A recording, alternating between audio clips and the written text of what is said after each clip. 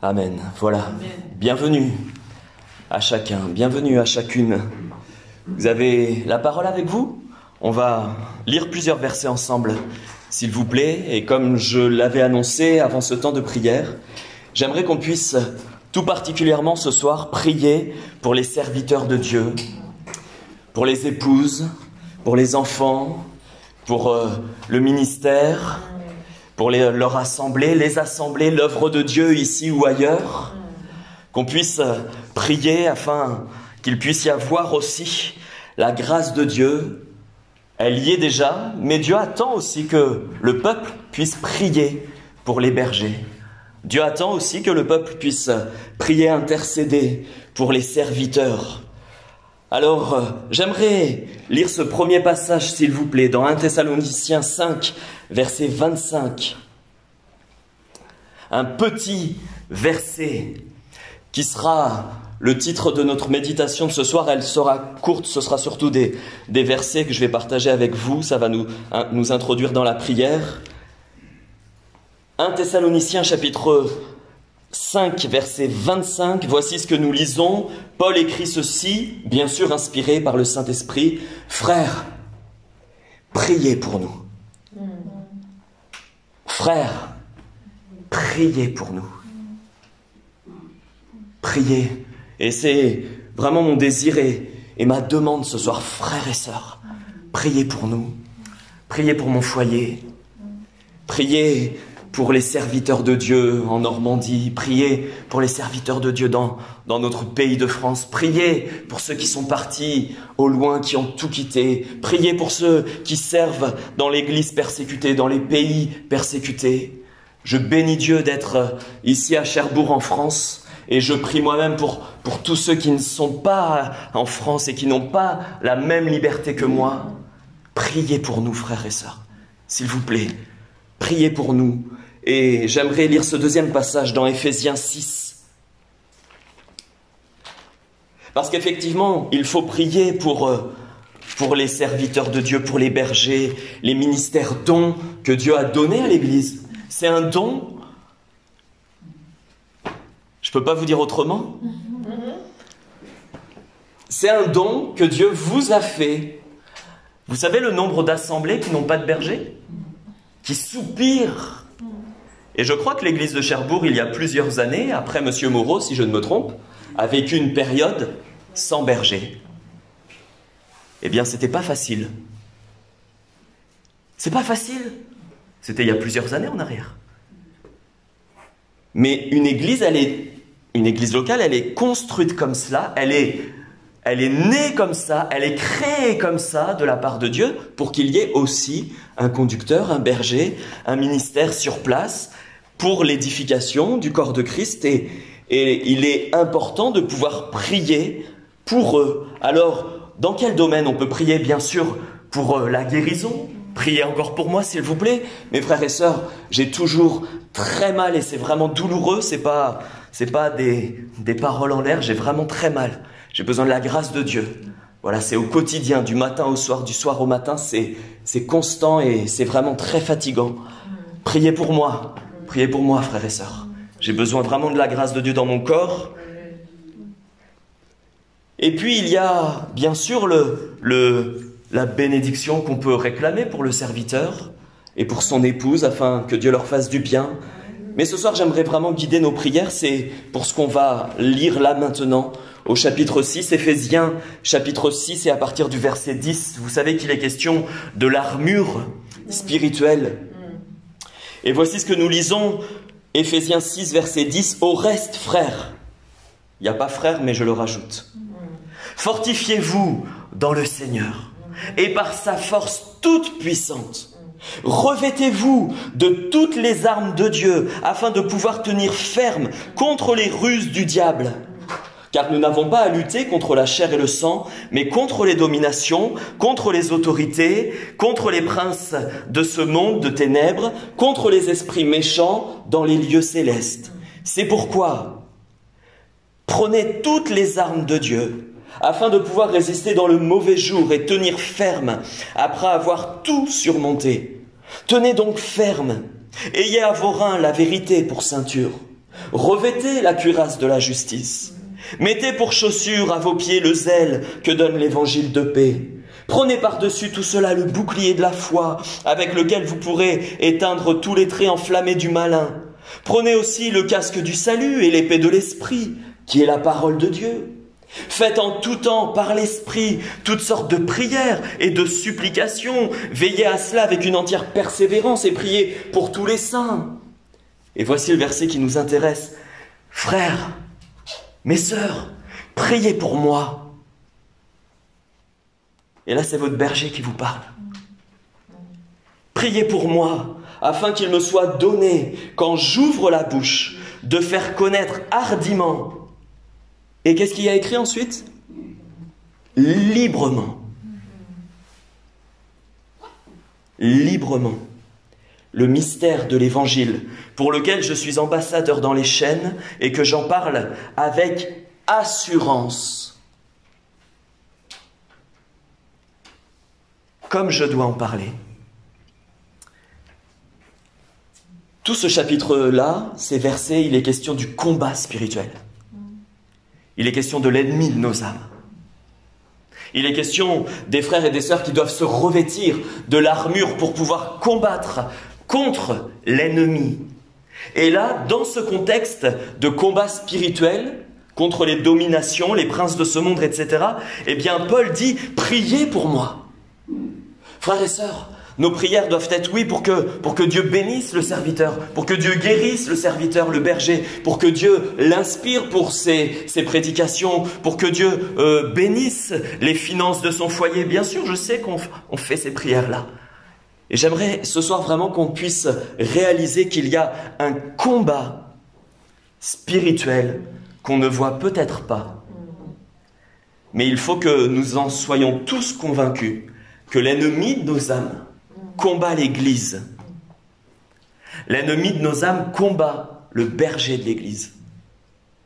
Frères et sœurs, il y a des combats que je vis, que vous ne vivrez jamais. C'est comme ça. Il y a des combats que seul le serviteur de l'Église va combattre.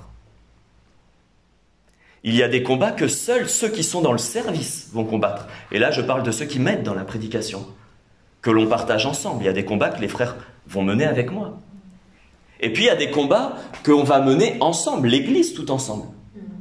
Mais il y a aussi des combats que seul le serviteur de Dieu va combattre, va vivre. Il y a des attaques spirituelles dans les lieux célestes, invisibles, qui visent que le serviteur de Dieu. Je pense que je vous apprends rien. L'ennemi combat tout le monde, tous les enfants de Dieu. L'ennemi combat l'Église de Christ. Mais il y a des attaques que moi seul, dans notre assemblée, vis, que j'en sois conscient ou inconscient. Parce que grâce à Dieu, il y a plein de choses, croyez-moi, que le Seigneur permet que je ne sois pas conscient de tout cela. Et il faut absolument que l'Église soit derrière. Amen. Moi, je peux être à genoux, frères et sœurs, dans mon bureau. Mais j'aimerais presque dire, ça ne suffira jamais. Ça ne suffira jamais. Si l'assemblée locale de Cherbourg n'est pas là à genoux avec moi, je vais m'épuiser. C'est sûr. Il faut absolument que le berger qui soit là, à genoux, en train de lutter spirituellement, eh bien, il faut que les serviteurs et les servantes, puisque vous êtes aussi des serviteurs et des servantes, soient à ses côtés pour combattre et prier. Seigneur, nous prions pour le berger, pour le serviteur, afin qu'il puisse continuer librement son ministère. Et que tous les plans enflammés, les traits enflammés du malin contre lui, contre le berger de l'Église puissent être anéantis au nom de Jésus-Christ. Bien sûr, compris pour toute l'Église et pour tous les uns et les autres, c'est important. Mais c'est important aussi de réaliser qu'il y a des prières qui doivent être aussi dirigées en faveur du serviteur de Dieu. Lisez avec moi Romains 15, verset 30.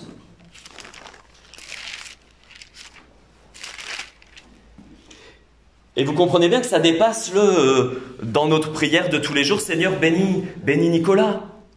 Ça dépasse ça. Merci pour Seigneur, bénis Nicolas, j'en ai besoin. Mais il y a des combats qui se mènent que dans le jeûne et prière. Il y a des combats qui se mènent que à genoux, là, le mardi soir, tous ensemble. Il y a des combats qui se mènent, moi tout seul dans mon bureau, mais vous aussi dans vos maisons. Et le Seigneur, nous voit unis par l'Esprit dans la même direction.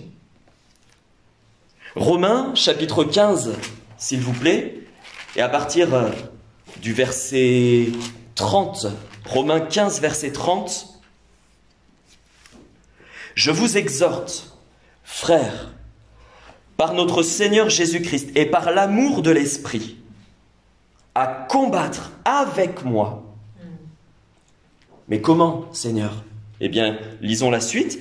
« À combattre avec moi en adressant à Dieu des prières en ma faveur, afin que je sois délivré des incrédules de Judée, et que les dons que je porte à Jérusalem soient agréés des saints, en sorte que j'arrive chez vous avec joie, si c'est la volonté de Dieu, et que je jouisse au milieu de vous de quelque repos. Je vous exhorte, frères, à combattre avec moi, au nom du Seigneur Jésus-Christ et par l'amour de l'Esprit, en adressant des prières à Dieu en ma faveur. »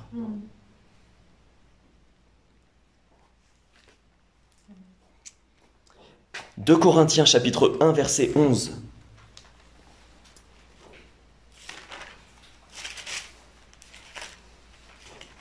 « 2 Corinthiens chapitre 1 verset 11.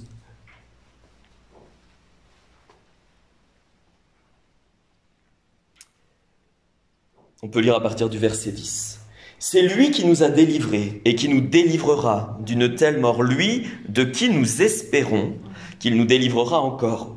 Vous nous assistez vous-même de vos prières, afin que la grâce obtenue pour nous par plusieurs soit pour plusieurs une occasion de rendre grâce à notre sujet. Amen. » Paul est en train de dire, vous nous assistez par vos prières.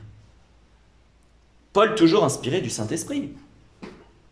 Et parfois on se demande, et moi on m'a déjà posé la question, mais qu'est-ce qu'on peut faire pour vous? Eh bien soyez mes assistants. J'ai pas besoin d'une secrétaire, ou j'ai besoin de frères et sœurs de prière.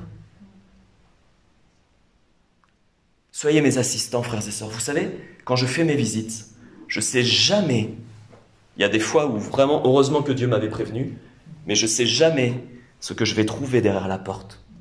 Je ne vais pas trouver un monstre, mais les frères et les sœurs, parfois, sont tellement blessés, sont tellement meurtris par le travail, par la pression, qu'il faut que moi aussi, je puisse avoir une parole à propos, qu'il faut que je sois pour eux un encouragement, un soutien. Il ne faut pas que je me présente devant eux en ne sachant pas quoi dire. Bah oui, je te comprends. Il faut que le Seigneur me fasse grâce. Et pour ça, j'ai besoin d'assistants et d'assistantes qui soient là. Seigneur, je ne sais pas quelle visite il va faire. Ça fait partie aussi du secret pastoral et des entretiens sans que toute l'Église le sache. Je ne sais pas quelle visite il va faire, le frère. Mais Seigneur, bénis-le. Donne-lui les paroles à propos. Il y a des fois, frères et sœurs, dans des situations, on faut démêler le vrai du faux. Seigneur, révèle. Révèle les choses cachées. Comment m'assister? Eh bien, c'est pas en venant avec moi aux visites, mais c'est en priant pour moi, frères et sœurs. Lisez avec moi aussi toujours, s'il vous plaît, dans Philippiens.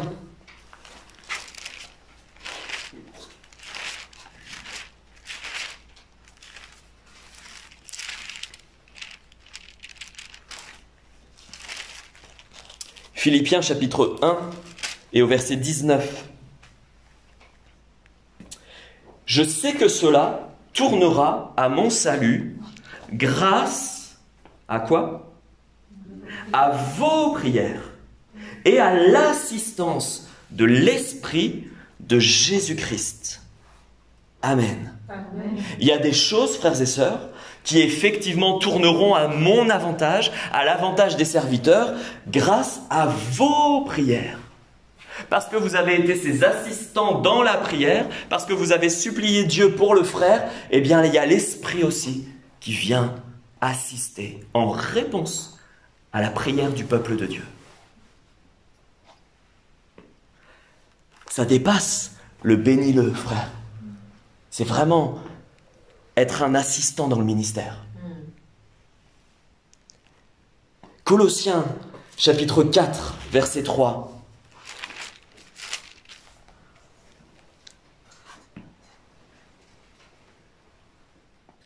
Verset 2. Colossiens 4, à partir du verset 2. Persévérez dans la prière. Veillez-y avec action de grâce. Priez en même temps pour nous, afin que Dieu nous ouvre une porte pour la parole, en sorte que je puisse annoncer le mystère de Christ pour lequel je suis dans les chaînes et le faire connaître comme je dois en parler. Amen. Amen. Priez en même temps pour nous afin qu'il y ait toujours une porte qui s'ouvre pour le message de l'Évangile. Vous savez, frères et sœurs, pendant le confinement, ça n'a pas toujours été évident. Il a fallu se réinventer. YouTube, c'était pas inné. Faire des trucs et se filmer, les frères qui s'y sont mis, c'est vraiment pas facile. Et puis c'est pas toujours facile de comment, Seigneur, continuer à briller dans notre quartier, dans notre génération, alors que l'église est fermée. Comment faire, Seigneur? Eh bien, priez en même temps pour moi, frères et sœurs. Priez pour nous, a dit Paul, afin que de toute manière, il y ait une porte qui s'ouvre, pour que l'annonce de l'évangile puisse toujours se faire d'une manière ou d'une autre. C'est cela pourquoi l'église existe, que l'évangile puisse toujours être apporté. 2 Thessaloniciens, s'il vous plaît, encore, chapitre 3, versets 1 à 4. Et vous voyez, on est en train de feuilleter les épîtres de Paul. Il ne l'a pas dit qu'une seule fois. Il ne l'a pas dit qu'à une seule église. Il a écrit et réécrit à cette assemblée, à cette autre, à celle-ci, et nous ici, de même à Cherbourg.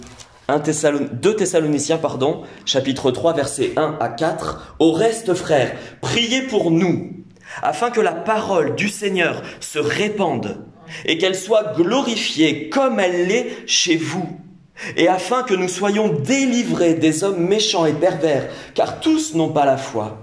Le Seigneur est fidèle, il vous affermira et vous préservera du malin. Effectivement, quand vous faites partie du combat spirituel avec moi, nous savons que l'ennemi a aussi envie d'attaquer ceux qui se mettront à genoux pour prier, pour le berger, pour le serviteur, pour les missionnaires qui sont partis annoncer l'évangile à droite ou à gauche. Mais Paul dit, priez. Et nous savons que le Seigneur, il est fidèle, il vous affermira, afin que vous puissiez continuer, il vous préservera du malin. Nous avons à votre égard cette confiance dans le Seigneur, que vous faites et que vous ferez les choses que nous recommandons. Que le Seigneur dirige vos cœurs vers l'amour de Dieu et vers la patience de Christ. Paul est tellement convaincu, il dit, mais je sais même que vous allez le faire. Je sais que vous allez faire ce qu'on vous demande. Pourquoi il le sait? Parce que vous êtes animés du même esprit. Et puisque c'est biblique et puisque c'est selon l'esprit, eh bien l'esprit va vous animer de la même manière que ce que la Bible enseigne. Prenez avec moi, s'il vous plaît, dans Philémon.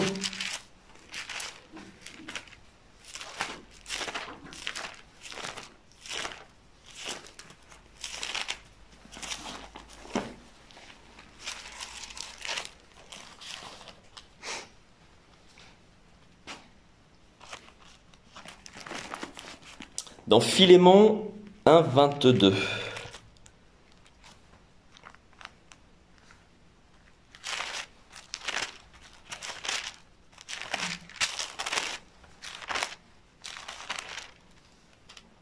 En même temps, prépare-moi un logement, car j'espère vous être rendu grâce à vos prières.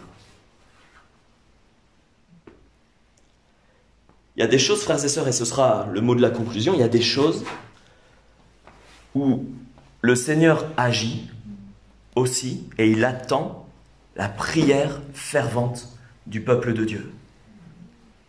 Il y a des exaucements de prière dans ma vie, moi qui suis votre berger, votre serviteur, parce qu'il y aura des frères, des sœurs fervents qui auront intercédé.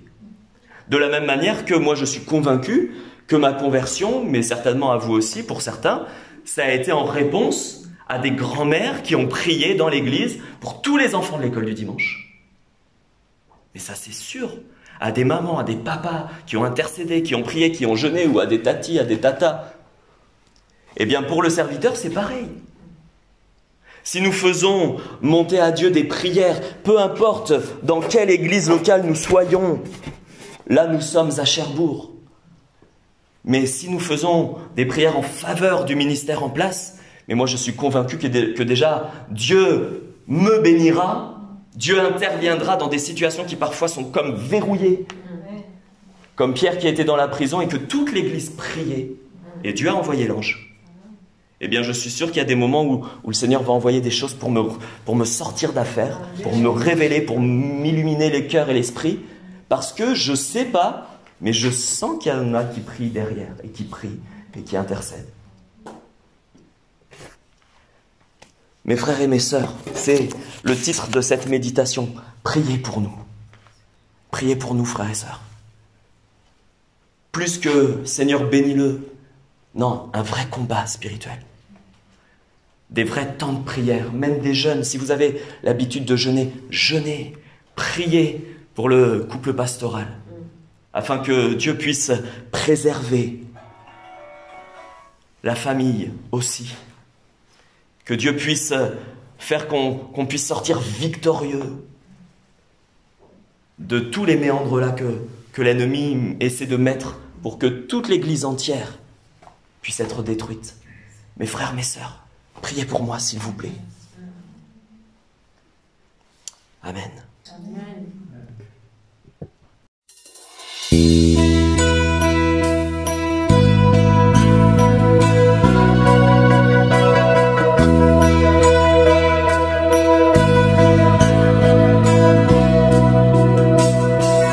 Rien n'est impossible à Dieu, rien de trop pour toi, tout concourt bien de ceux qui espèrent avec la foi.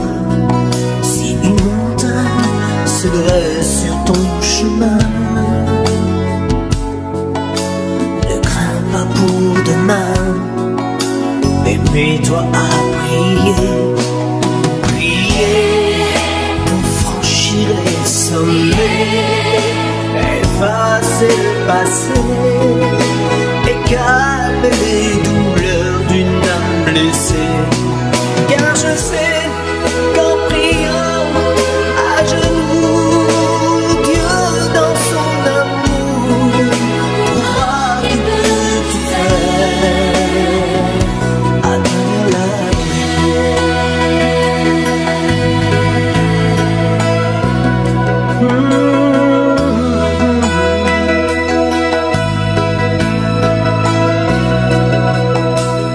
Je crois que le miracle est là. Il te tend les bras, comme il a béni ton passé. Il pourra tout recommencer. Il ne t'a pas oublié ou abandonné. Le Seigneur veillera sur toi, il sera près de toi. Car moi je crois que prier pour franchir les sommets, effacer le passé et calmer les douleurs d'une âme blessée. Car je sais qu'en priant à genoux, Dieu dans son amour prouvera qu'il peut tout faire à travers la prière.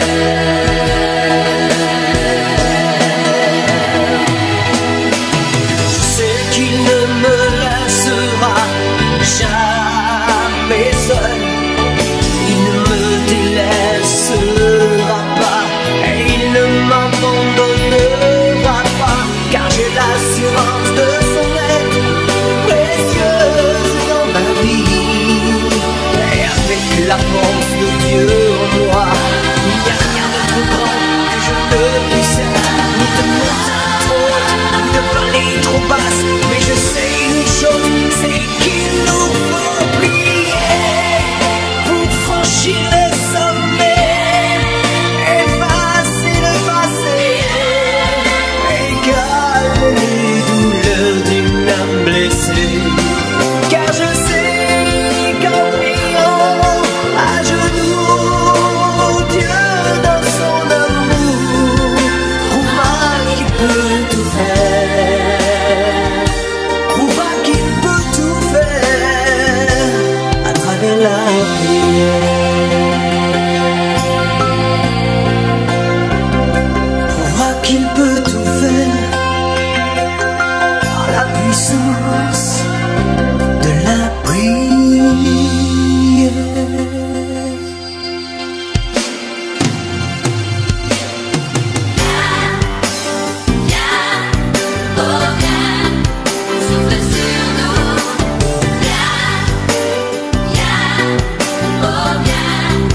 Souffle sur nous, souffle sur nous, Viens, Seigneur, viens sur nous, viens remplir ta vie, viens remplir la vie.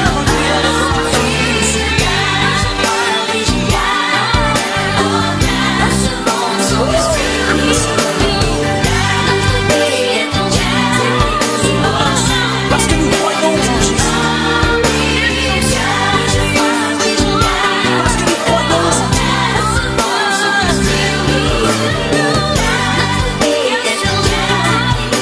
nous croyons en la résurrection. Oh, viens, Seigneur.